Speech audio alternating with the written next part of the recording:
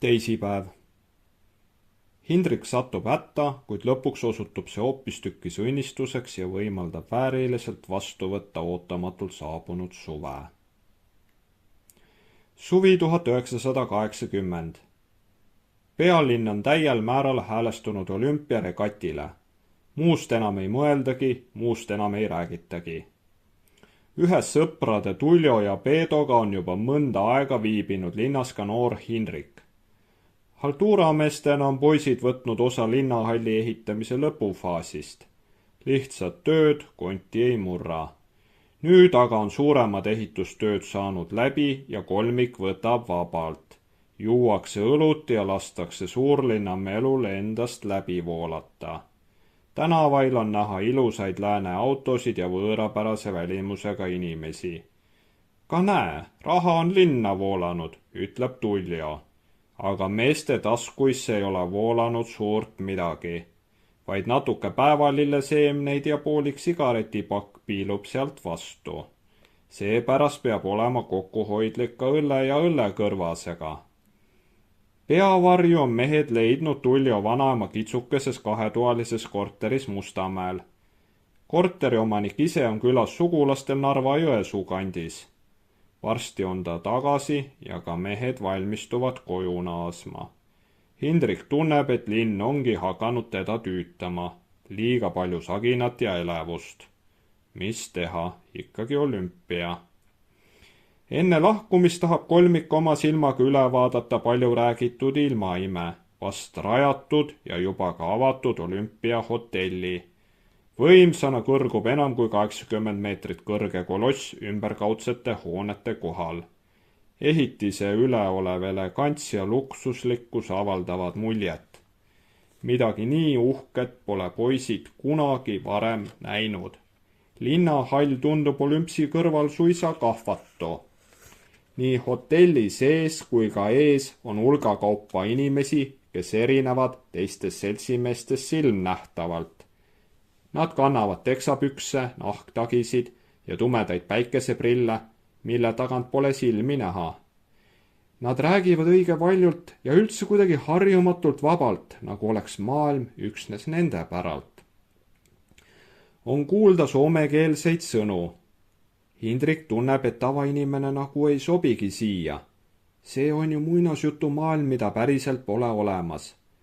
Tarvitseb minna 100 meetrit Kingissepa tänavat mööda Mustamäe poole ja see maailm ongi kadunud, jättes järele vaid pisut segasevõitu mälestuse. Aga praegu vahivad poisid pea kuklas keel suust väljas ikka veel hotelli kiiskavad klaasi välja. Nad ei märka, et neidki vaadatakse.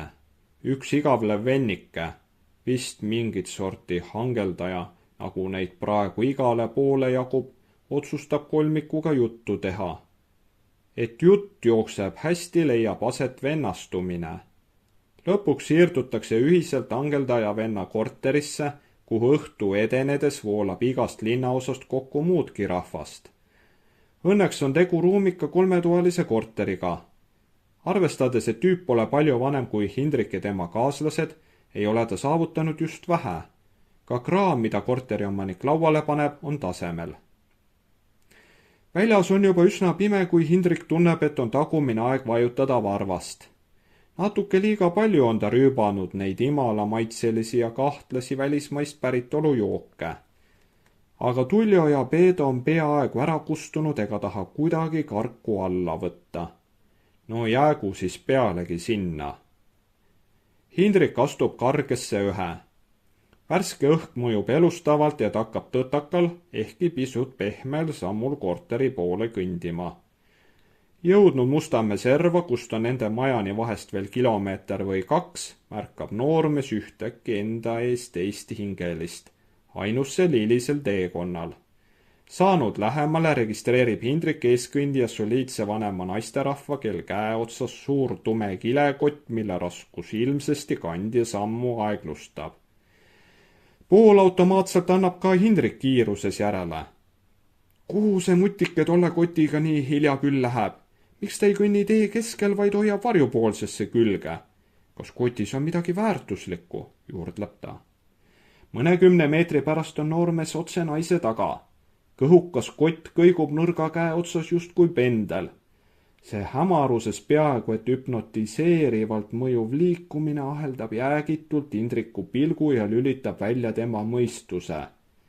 Kõik, mis Tallinnas ihaldusväärne, valuuta ja selle abile hangitavad lahedad mustad päikeseprillid ja kutsuvalt lõhnavad nahktagid, Olümpiahotelli luksuslikud numbritoad ja ilusad kolmetoalised korterid kesklinnas, välismaised söögid ja joogid ja sigaretid on kõik järsku koondunud vana daami kilekotti. Kuidagi iseenesest juhtub nüüd nii, et Indrek lisab kiirust ja satub naisega kohakutti ja järsku on kott tema enda käes. Naine karjub, aga Indrek seda ei kuule, sest ta jookseb. Jookseb nii, nagu veel kunagi varem pole jooksnud.